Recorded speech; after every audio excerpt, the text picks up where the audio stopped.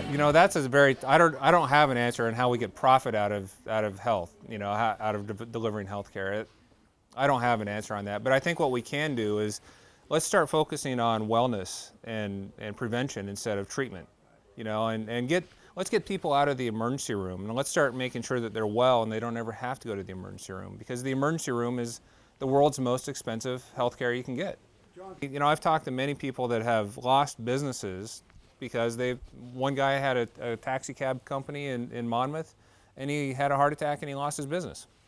And he has hundreds of thousands of dollars in debt now because of his medical care. So when you hear the anecdote or the one sickness away from bankruptcy, well, I've met people like that, and what we need to do is let's focus on wellness and instead of on treatment. And I think we'll see better results where our healthcare dollars will go further, and we'll have a healthier populace down the road, which will benefit everybody. Vicki and I actually have a very good relationship. I ran into her yesterday morning. I was going to get a haircut, and she was coming out. We go to the same place in West Salem, and she was coming out, and I was going in. So we stopped and chatted for about 5 minutes on the sidewalk.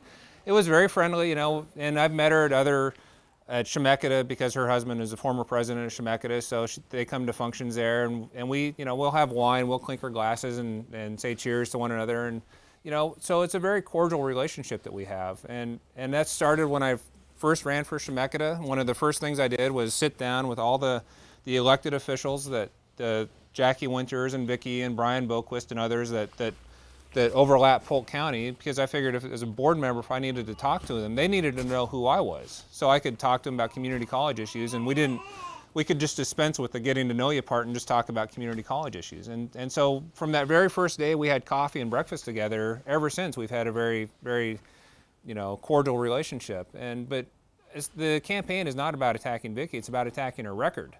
And when you look at her record and then where she stands on a lot of things, that's the disturbing part, because the myth is that she's a moderate, and she's not. Not at all. It is a myth.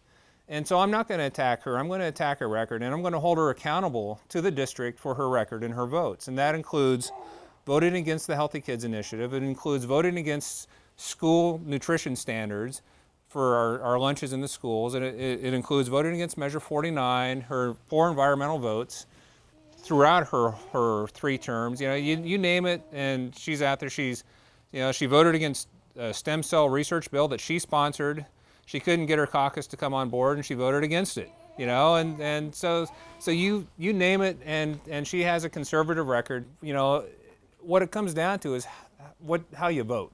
You could do all the work, and say, oh, I'm wonderful, I worked on this issue, but then when it comes down to brass tacks and you vote against it, you're a conservative.